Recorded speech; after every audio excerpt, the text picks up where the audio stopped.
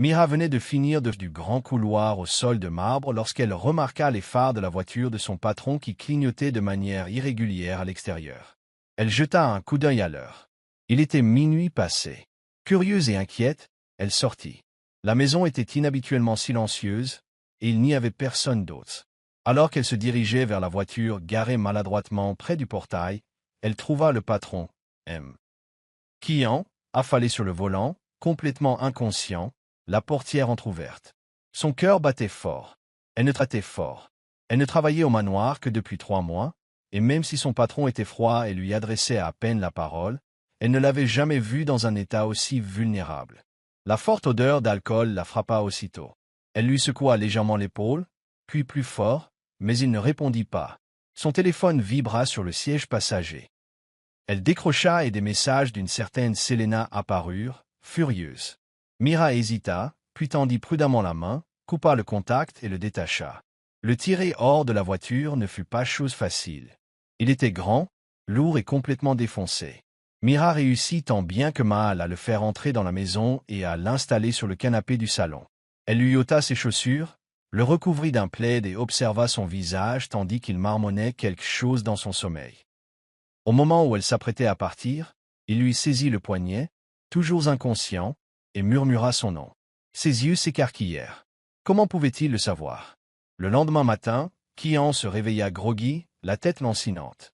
Il regarda autour de lui, perplexe, ne comprenant pas comment il s'était retrouvé sur le canapé au lieu de son lit. Il gémit et se redressa, remarquant un verre d'eau et des analgésiques posés soigneusement à côté de lui. Mira sortit discrètement de la cuisine, ne s'attendant pas à ce qu'il se réveille si tôt. Leurs regards se croisèrent, et un étrange silence s'installa entre eux. « Tu m'as trouvé » demanda-t-il d'une voix rauque. Mira hocha la tête, ne sachant que dire. Kian, l'air gêné, se frotta les tempes. « Merci » murmura-t-il d'une voix à peine audible. Mira allait s'excuser quand il l'interrompit. « Ai-je dit quelque chose d'étrange hier soir ?» Elle marqua une pause, puis secoua la tête. « Mentant, car comment expliquer qu'il ait murmuré son nom comme un amant ?» L'atmosphère entre eux changea subtilement après cela. Il commença à la saluer à son retour du travail. Il cessa de la critiquer sèchement pour ses petites erreurs. Un soir, elle trouva une rose rouge posée près de l'évier de la cuisine avec un mot. « Merci de ne pas m'avoir laissé dans cette voiture. » Elle le fixa, perplexe. Était-ce simplement de la gratitude, ou quelque chose de plus? Les jours passèrent, et Kian passa plus de temps à la maison, un changement radical par rapport à ses habitudes nocturnes. Il commença à poser des questions désinvoltes à Mira, lui demandant comment s'était passée sa journée, d'où elle venait, quels étaient ses rêves. Mira, d'abord prudente, resta brève dans ses réponses. Mais un soir pluvieux, ils finirent par discuter pendant des heures dans la cuisine autour d'une tasse de thé, riant de sa maladresse du premier jour, lorsqu'elle avait accidentellement renversé de la lessive sur son costume. Il lui confia qu'il traversait une rupture difficile, ce qui expliquait son épisode d'ivresse. Selena, son ex, l'avait quitté après une vive dispute sur la loyauté. Mira l'écoutait en silence, ne lui offrant aucun conseil, juste des cadeaux. Cela semblait le réconforter plus que les mots ne le pourraient. Il la regardait différemment, non plus seulement comme la bonne, mais comme quelqu'un qui le voyait sous son pire jour et ne le jugeait pas. Mais cette proximité croissante ne plaisait pas à tout le monde. Nora, la gouvernante en chef qui travaillait avec la famille depuis des années, commença à lui lancer des regards noirs et à lui faire des commentaires énigmatiques. Femme de chambre ou madame, certaines filles ne savent plus où donner de la tête, siffla-t-elle un matin. Mira sentit l'avertissement derrière ces mots et comprit que les choses se compliquaient. Un après-midi, alors qu'elle astiquait l'argenterie, elle entendit Nora au téléphone dans le garde-manger. « Elle se sent trop à l'aise » murmura Nora. Il lui sourit maintenant comme si elle était la reine de la maison. Mira se figea, soudain consciente de la fragilité de sa position. Elle ne voulait pas d'ennui, elle voulait juste faire son travail et éviter les ennuis. Ce soir-là, Kian trouva Mira assise seule près de la fontaine du jardin. « Pourquoi as-tu l'air d'avoir été volée » demanda-t-il en plaisantant. Mira força un sourire. « Rien, juste fatiguée, répondit-elle. Il s'assit à côté d'elle, plus près que nécessaire. « Tu as changé l'atmosphère de cette maison. Elle semblait vide avant, dit-il doucement. » Ces paroles la réconfortèrent, mais l'effrayèrent aussi. Le lendemain matin, Nora dénonça Mira pour proximité inappropriée avec le patron. L'accusation retentit comme un coup de tonnerre. Kian fut choqué par le gérant. « Accusez-vous ma femme de chambre de me séduire ?» demanda-t-il froidement. Le gérant balbutia, puis recula. Mais Mira savait que le mal était fait. Quelqu'un avait fait d'elle une cible. Malgré la tension dans la maison, Kian resta doux avec Mira. Il ne parla pas de l'accusation, mais son regard se fit encore plus intense, protecteur. Il commença à solliciter son aide de manière plus personnelle, lui demandant de l'aider à choisir ses vêtements, à préparer ses repas, et même de l'accompagner pour de courts trajets. Un soir, ils furent surpris par une averse en rentrant des courses. Trempés et tremblants, ils éclatèrent de rire en courant à l'intérieur. Mira prit une serviette pour se sécher les cheveux, et il l'aida sans rien demander. Leurs regards se croisèrent à nouveau, et l'air autour d'eux changea. Il tendit la main et écarta une mèche de cheveux mouillés de son visage. Mira recula, le cœur battant. Plus tard dans la nuit, Mira ne put dormir. Ses pensées étaient confuses. Elle n'était qu'une simple domestique, n'est-ce pas? Pourquoi la regardait-il ainsi? Pourquoi son cœur battait-il fort quand il la touchait? Le lendemain matin, elle trouva une enveloppe sur son oreiller. À l'intérieur se trouvait un mot manuscrit. « Tu es bien plus que tu ne le penses. » Le cœur de K, Mira se serrait de confusion. Elle ne pouvait plus faire semblant. Elle commençait à tomber amoureuse de lui. Mais son instinct la prévint, les hommes comme Kian ne finissent pas avec des filles comme elle. Elle commença à l'éviter. Elle gardait ses distances, accomplissait ses tâches ménagères en silence et quittait les pièces avant son arrivée. Kian l'avait remarqué, bien sûr. Un soir, il l'a coincée dans le couloir. « Qu'est-ce que j'ai fait ?» lui a-t-il demandé. Mira évita son regard. « Rien ?» dit-elle sèchement. « Alors pourquoi agis-tu comme si j'étais malade ?» la défia-t-il.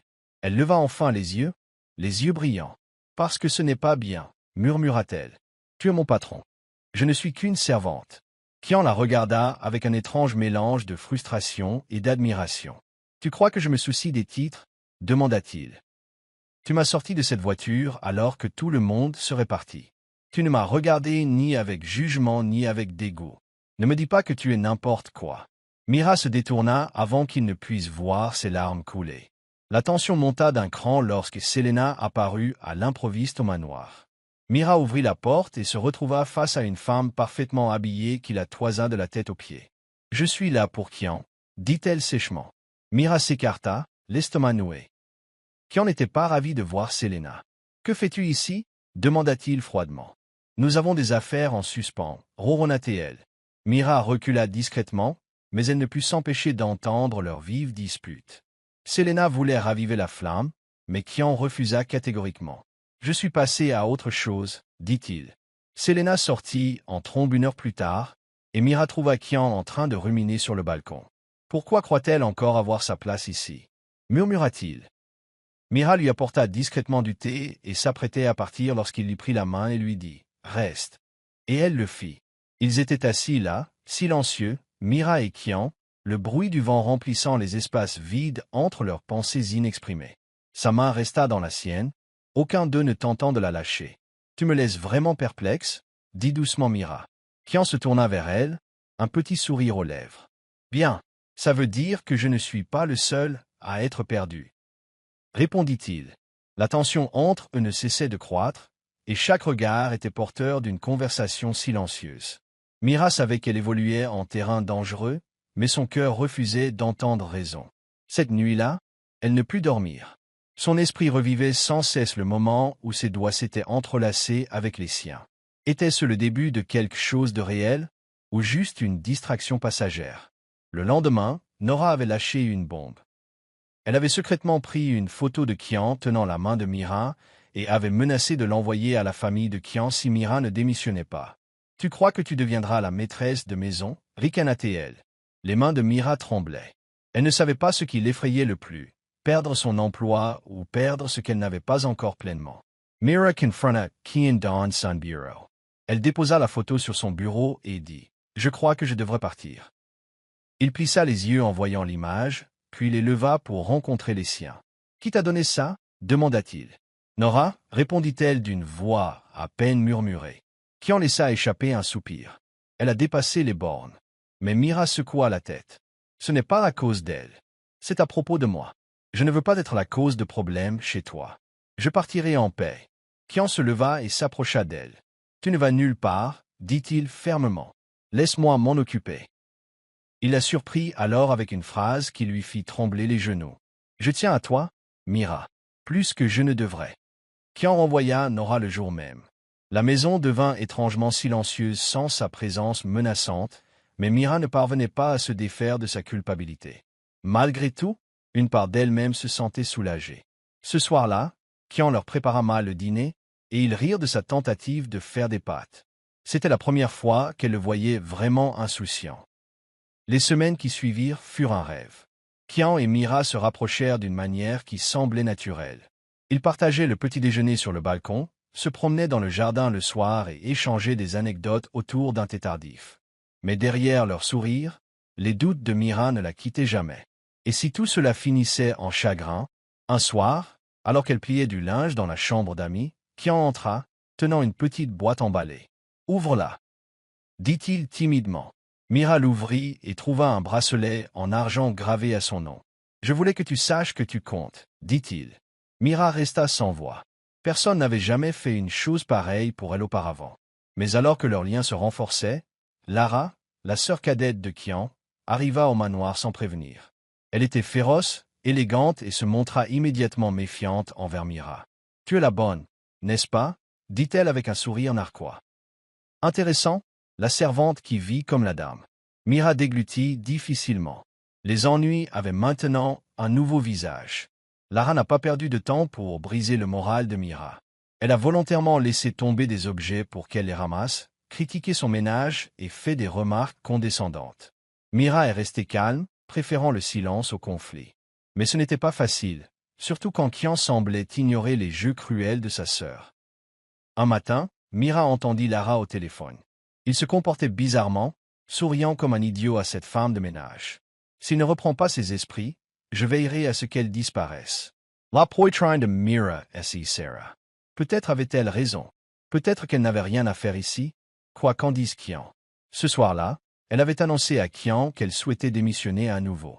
Mais cette fois, Qian ne l'avait pas laissé quitter la pièce. « Arrête de me repousser. » dit-il. « Je sais ce que je ressens. Tu as changé ma vie comme personne n'aurait pu le faire. Grâce à toi, cet endroit se sent comme chez soi. » Mira voulait le croire, mais les paroles de Lara résonnaient encore dans son esprit. L'amour pouvait-il vraiment triompher des classes sociales? Qian décida d'affronter sa sœur. Il trouva Lara dans le salon et lui dit fermement. « Je sais ce que tu fais à Mira. Reed, elle n'est pas seulement la bonne.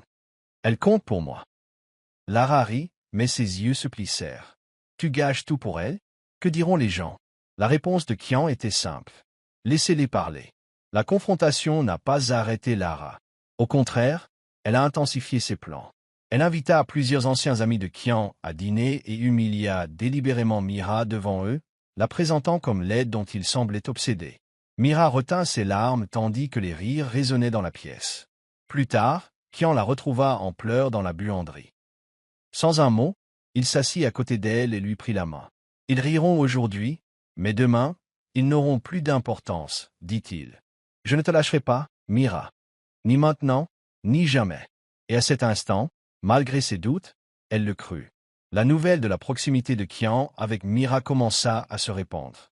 Des murmures les suivaient même à l'extérieur du manoir. Les vendeurs la regardaient différemment, certains avec pitié, d'autres avec envie. Mira détestait l'attention. Elle voulait que leur moment reste privé, authentique, à l'abri des regards indiscrets. Pour lui remonter le moral, Qian lui avait préparé une surprise. Il emmena Mira en pique-nique privé, seuls tous les deux sous un couvert d'arbres. Là, il lui raconta son enfance, ses rêves et comment il ne s'était jamais senti vraiment compris avant elle. Mira écouta, le cœur ouvert, se laissant enfin aller un peu plus profondément. Mais à leur retour, Mira trouva sa petite valise devant sa chambre. Un mot y était collé. « Va-t'en avant qu'il ne regrette tout. » Ses yeux s'embuèrent. Elle ignorait qui avait fait ça, mais il était clair que la maison elle-même se retournait contre elle. Son seul refuge était désormais sa plus grande menace. Qian était furieux en voyant la valise. « Qui a fait ça ?» rugit-il, sa voix résonnant dans le couloir. Personne ne répondit. Mira ramassa discrètement la valise et retourna dans sa chambre. « Je ne vais nulle part. dit-elle doucement, et le cœur de Qian se gonfla de fierté. Elle était courageuse, même quand tout la poussait à fuir. Déterminé à la protéger, Qian prit une décision. Il donna à Mira la chambre d'amis la plus proche de la sienne et annonça au personnel qu'elle n'était plus une simple femme de chambre. Certains murmurèrent qu'il avait perdu la raison. Mais Qian tint bon. Elle m'a sauvé de moi-même. C'est plus que vous ne l'avez jamais fait, déclara-t-il. Lara, voyant que ses plans avaient échoué, fit ses valises et partit, furieuse. Tu le regretteras, mon frère, prévint-elle. Mais Qian répondit simplement. La seule chose que je regrette, c'est de ne pas l'avoir vu plus tôt. Lara partit, le manoir me semblait enfin à nouveau un foyer. Mais un plus gros rebondissement se préparait, qu'aucun d'eux n'avait prévu. Le lendemain du départ de Lara, Mira se réveilla dans un étrange silence au manoir.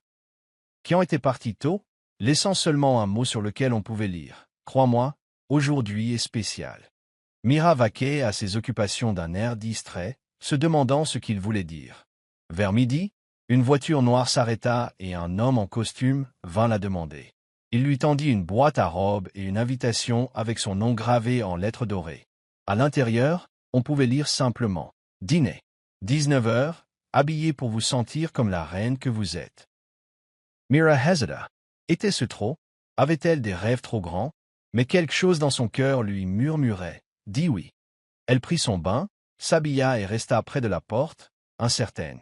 Quand Qian arriva et la vit, ses yeux s'écarquillèrent. « Tu es à couper le souffle, » dit-il, à peine capable de retrouver sa voix. Il la conduisit sur un toit éclairé aux chandelles où une table privée les attendait. De toute la soirée, il ne lui lâcha pas la main. L'instant semblait trop magique, trop parfait dans cette Mira terrifiée.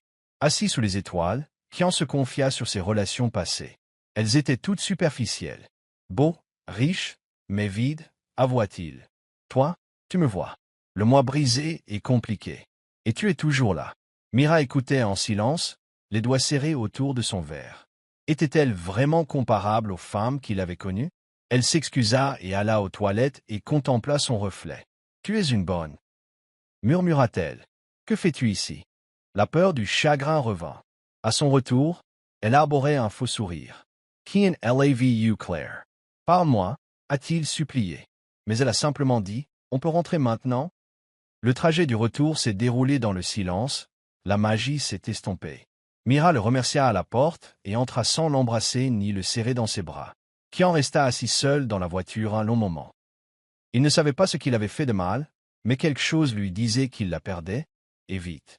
Les jours suivants furent lointains. Mira évitait les longues conversations, se consacrait à ses tâches et ne souriait que lorsque c'était nécessaire. Qian le remarqua, bien sûr, et cela le rongea. Un après-midi, il entra dans la cuisine et la trouva en train de nettoyer avec acharnement. « Tu es en colère contre moi ?» demanda-t-il. Elle marqua une pause. « Non, » dit-elle sans lever les yeux. « Je me rappelais simplement pourquoi j'étais venu ici. » Qian s'approcha d'elle et la retourna doucement. « Tu es venu ici pour travailler, mais tu es devenu ma paix, » dit-il. « Si j'avance trop vite, dis-le-moi. Mais ne me rejette pas. » Des larmes menaçaient de couler de ses yeux. « Je ne veux pas être ta honte plus tard, » murmura-t-elle. « Je ne veux pas me réveiller un jour et réaliser que je n'étais qu'une échappatoire. » Qian secoua lentement la tête. « Tu n'es pas mon échappatoire, Mira. Tu es ma raison. » Et pour la première fois depuis des jours, elle le serra fort dans ses bras. Alors que la situation semblait reprendre son cours normal, une visiteuse inattendue arriva. L'ex-fiancée de Qian, Melina. Grande, imposante et habillée comme un mannequin, elle apparut au manoir sans prévenir. « J'ai entendu dire que tu étais amoureux de ta servante, » dit-elle avec un sourire faux. « Je pensais que je le verrais pour le croire. » Mira servait à boire quand elle vit la femme serrer Qian fort dans ses bras. Son estomac se retourna, mais elle retourna discrètement à la cuisine. Melina prit soin de l'y suivre. « C'est toi la fille ?» demanda-t-elle en scrutant Mira de haut en bas. « Tu es courageux. Ou stupide ?» Qian est arrivé juste à temps pour l'entendre. « Ça suffit, » dit-il froidement. « Tu n'as pas le droit d'insulter la femme à laquelle je tiens. » Melina haussa un sourcil. « Tu t'en soucies, hein? Choix de mots intéressants. On verra combien de temps ça dure. » Mira sentait son monde trembler. « Est-elle assez forte pour... » Melina refusa de partir. Elle prétendait avoir besoin de tourner la page et souhaitait passer quelques jours au manoir. Qian refusa, mais elle prit une chambre dans un hôtel voisin et continua à lui rendre visite quotidiennement. Mira se surprit à éviter complètement le salon. Chaque fois que Mélina venait, elle se comportait comme si elle était la maîtresse des lieux. Un soir, Mira entendit Mélina dire à Qian: « Tu n'es pas du genre à te contenter d'une femme de ménage. C'est une phase. Tu finiras par te ressaisir. » Mira n'attendit pas la réponse de Qian. Elle a refait sa valise et a laissé un mot sur le lit: « Ce n'est pas mon monde. Merci de m'avoir fait croire, même si ce n'était que pour un temps. » Qian a retrouvé le mot des heures plus tard et a roulé toute la nuit à sa recherche. Au matin, ses yeux étaient injectés de sang et son cœur en miettes. Il l'appela encore et encore. Aucune réponse. Puis, finalement, elle décrocha. Sa voix était basse. « S'il vous plaît, ne me cherchez pas, » dit-elle. Et la ligne fut coupée. Mira trouva une petite chambre dans un quartier modeste et accepta un emploi dans un restaurant du coin. Ce n'était pas glamour, mais c'était calme, surtout, à l'abri du jugement. Chaque jour, elle servait ses clients avec le sourire, même si son cœur se faisait plus lourd d'heure en heure. Qian, lui, s'effondrait. Sa maison lui semblait vide, ses journées plus lentes. Il ne voulait voir personne, ni parler à personne. Ses amis appelaient ça de l'obsession. « Laissez-la partir », disait-il. Mais il ne pouvait pas. Elle n'était pas qu'une passade. Elle était la seule chose qui rendait sa vie réelle. 3 semaines passèrent. Puis, un après-midi, Mira aperçut une voiture familière garée en face du restaurant. Son souffle se coupa. Qian sortit, l'air échevelé mais déterminé. Leurs regards se croisèrent à travers la vitre. Il ne dit pas un mot. Il resta planté là, attendant, espérant. Et Mira, son cœur la trahissait à chaque battement rapide. Elle sortit et se retrouva face à lui. « Que fais-tu ici » demanda-t-elle. « Je te cherche tous les jours » répondit-il. « Tu ne réponds pas à mes appels. » Mira croisa les bras. « Je ne voulais pas entendre quelque chose qui me ferait reculer. Je suis venu dire une chose, » dit Qian. « Quoi que nous ayons, ce n'est pas une erreur pour moi. Peu importe d'où vous venez. Ce qui m'importe, c'est où nous allons. Je t'aime, Mira. » Je n'ai jamais été aussi sûr de rien. Les genoux de Mira faiblirent. « Ne dis pas des choses que tu regretteras plus tard, » prévint-elle. « Je ne regretterai rien, » dit-il, « sauf de t'avoir perdu. » Elle cligna des yeux pour retenir ses larmes. « Tu m'as fait mal. Tu l'as laissé me marcher dessus. » Qian s'est approché. « Et je passerai chaque jour à arranger les choses. Si tu me le permets. » Mira le fixa, partagée entre l'amour et la peur. Puis, sans un mot, elle s'éloigna. De retour dans sa petite chambre, Mira se recroquevilla sur son matelas et pleura. Ce n'était pas le genre de cri empli de douleur. C'était de la confusion, du désir et un espoir enfoui luttant pour se libérer. Elle savait qu'il pensait chaque mot. Mais pourrait-elle survivre à un autre chagrin d'amour si cela ne fonctionnait pas? Le lendemain, elle trouva un bouquet de ses fleurs préférées devant la porte du restaurant. Aucun mot, juste des fleurs. Le lendemain, une lettre manuscrite. Puis, le surlendemain, une chanson jouait sur un haut-parleur devant la fenêtre du restaurant. Qian n'abandonnait pas. Et petit à petit, les murs de Mira commencèrent à se fissurer. Le 7e jour, il entra dans le restaurant avec un plateau et un tablier. « Si je ne peux pas dîner avec toi, je le servirai à côté de toi. » dit-il avec un sourire penaud. Mira resta bouche bée. Le gérant rit et lui tendit un plateau. Ce soir-là, ils servirent les tables côte à côte, et ils se sentirent comme à la maison. Les clients du restaurant observaient avec curiosité l'homme grand et riche prendre les commandes et essuyer les tables sans se plaindre. Mira était stupéfaite de voir jusqu'où Qian était prêt à aller. Il se fichait des regards et des ricanements. Il voulait juste être près d'elle. À la fin de leur service, il la raccompagna chez elle en silence. Devant sa porte, il parla enfin. « Je ne fais pas ça pour t'impressionner. Je fais ça parce que la vie sans toi me paraît vaine. » Mira le regarda, son cœur battant la chamade. « Je n'ai pas besoin de grands gestes, Qian, » murmura-t-elle. « J'ai juste besoin de savoir que je ne suis pas une commodité pour toi. »« Tu ne le es pas, » dit-il fermement. « Tu es ma paix, mon calme, ma tempête, tout. » Mira ne put plus se retenir. Elle se pencha et l'embrassa. C'était doux, chaleureux et empreint d'un pardon inexprimé. Cette nuit-là, ils ne parlèrent pas de l'avenir. Ils se tinrent simplement la main jusqu'à ce que le sommeil les emporte tous les deux. Qian commença à venir régulièrement au restaurant, non pas en patron ou en milliardaire, mais en amoureux. Certains riaient dans son dos, mais il s'en fichait. Petit à petit, le personnel commença à s'attacher à lui. Mira sourit davantage. Ses murs s'effondraient, petit à petit, et Kian le remarqua. Puis, un soir, Malina réapparut au restaurant. « Alors voilà ce que tu as choisi », dit-elle assez fort pour que tout le monde l'entende. « Tu fais des œufs au plat avec ta femme de chambre ?» Le silence se fit. Kian se leva calmement. « Oui, et je n'ai jamais été aussi heureux, » dit-il. « Tu devrais essayer un jour. » Malina rit amèrement et sortit en trombe. Mira, bouleversée mais fière, se pencha vers Kian. « Elle va revenir sans cesse, n'est-ce pas ?» Il hocha la tête. « Laisse-la venir. » Mais cette fois, je ne cède pas. Mira le croyait. Pour la première fois, elle se sentit protégée, non seulement aimée, mais protégée. Les choses s'améliorèrent rapidement. Kian participa à la rénovation du restaurant, non pas avec de l'argent, mais avec des efforts, en peignant, en réparant des étagères cassées et même en aménageant un petit jardin derrière. Les collègues de Mira l'adoraient. Ils voyaient un homme véritablement amoureux, sans phare. Et Mira, elle rayonnait comme jamais. Mais juste au moment où tout semblait parfait, son passé est revenu frapper à la porte. Une vieille amie du quartier est arrivée et a essayé de lui emprunter de l'argent. Devant le refus de Mira, la femme s'est mise en colère et a crié. « Regarde-toi, tu joues les riches parce que tu as attrapé un riche dans tes filets. » Kian intended out. Il attendit que la femme soit partie et s'approcha de Mira, visiblement secoué. « Et, dit-il doucement, tu n'as rien à prouver à personne. Personne n'a vu tes nuits de larmes, ni tes jours de lutte pour survivre.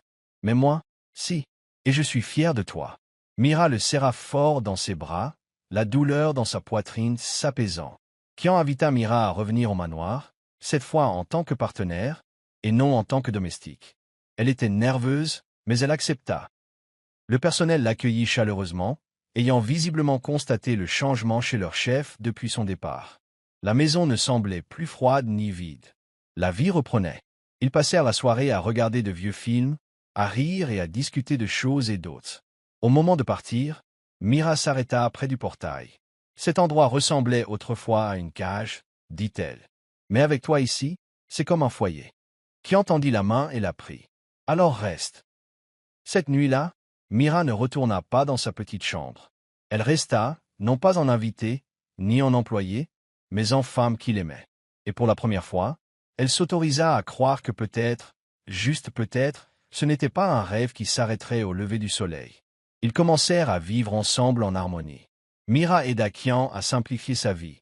Moins de fêtes, plus de paix. Elle ne demandait ni cadeaux ni attention. Elle donnait simplement de l'amour. Et Kian, en retour, lui laissait l'espace nécessaire pour être elle-même. Aucune pression, aucune condition, juste de la présence. Mais leur bonheur s'accompagnait d'une pression extérieure. La mère de Kian, une femme royale et acerbe, leur rendit visite à l'improviste. Elle jeta un coup d'œil à Mira et fronça les sourcils. « C'est cette fille » demanda-t-elle. « Elle n'a pas sa place dans notre monde. » Kian répondit doucement. « Alors peut-être que je n'ai pas ma place dans le tien non plus. » Mira essaya de garder son calme, mais les mots la blessèrent profondément. Ce soir-là, elle demanda à Kian, « Crois-tu que je serai un jour suffisante pour des gens comme elle ?» Il la serra contre lui. « Tu as toujours été plus que suffisant. C'est le monde qui doit rattraper son retard. » Mira l'embrassa doucement, s'accrochant à cette vérité. Kian décida de prouver son sérieux. Un matin, il s'agenouilla devant Mira dans le salon. Pas de caméra, pas de foule. Juste eux. Il a sorti une bague toute simple. « Je ne veux pas de fantaisie. Je veux juste l'éternité. Veux-tu m'épouser » Alta Mira, les larmes lui montant aux yeux. « Waze. Je pensais que ce jour n'arriverait jamais, » murmura-t-elle. « Je pensais que tu te réveillerais et que tu réaliserais que je n'étais pas celle que tu voulais. » Kian secoua la tête. « Je me suis déjà réveillée, Mira, et je ne vois que toi. » Elle dit oui, les larmes coulant sur ses joues tandis qu'elles se serraient l'une contre l'autre. Les nouvelles se sont vite répandues. Certains étaient heureux, d'autres non. Mais ni Mira ni Kian ne s'en souciaient. Ils construisaient leur propre monde, un monde non régi par l'argent ou le statut, mais par l'amour, la confiance et le sacrifice. Et dans ce monde, ils étaient enfin libres. Leur mariage était petit et intime. Pas de lieux extravagants ni de célébrités. Juste des amis proches, un jardin et une brise légère. Mira portait une robe douce et fluide et marchait pieds nus dans l'herbe. Kian ne pouvait s'empêcher de sourire. Ses vœux étaient simples. Tu m'aimes sauf. J'ai promis de protéger cette lumière en toi. Toujours. Après la cérémonie, ils ont dansé sous les étoiles. Mira leva les yeux et murmura. Tu crois que ça a commencé quand tu étais ivre-mort dans une voiture? Kian rit. La pire erreur de ma vie. Ils rirent ensemble, revivant cette nuit étrange et sauvage qui avait tout changé. Ce soir-là, allongés ensemble au clair de lune, ils ne parlèrent ni du passé ni de l'avenir. Ils restèrent simplement dans le présent, deux âmes qui avaient lutté contre leur peur, leur statut, leurs doutes, et cherché avec acharnement à trouver l'authenticité dans un monde rempli de faux-semblants. Des années plus tard, on murmurerait encore comment une domestique était devenue l'épouse d'un milliardaire. Mais pour Mira, rien de tout cela n'avait d'importance. Elle n'était plus seulement une servante. C'était une femme fière, aimant profondément, qui ne laissait jamais la peur dicter son avenir. Elle et Kian continuaient à construire une vie tranquille et pleine de sens, centrés l'un sur l'autre, sur les petits bonheurs et sur la paix qu'ils avaient durement gagnée. De temps à autre, ils passaient devant le restaurant ou faisaient de longues promenades dans les quartiers dont ils avaient craint de ne jamais pouvoir s'échapper. Et chaque fois qu'ils croisaient une voiture garée aux vitres embuées, ils se regardaient et riaient, se rappelant comment une nuit de chaos avait laissé place à une vie de calme. Parce que parfois, l'amour ne frappe pas. Parfois, il s'effondre ivre-mort sur la banquette arrière, attendant d'être trouvé.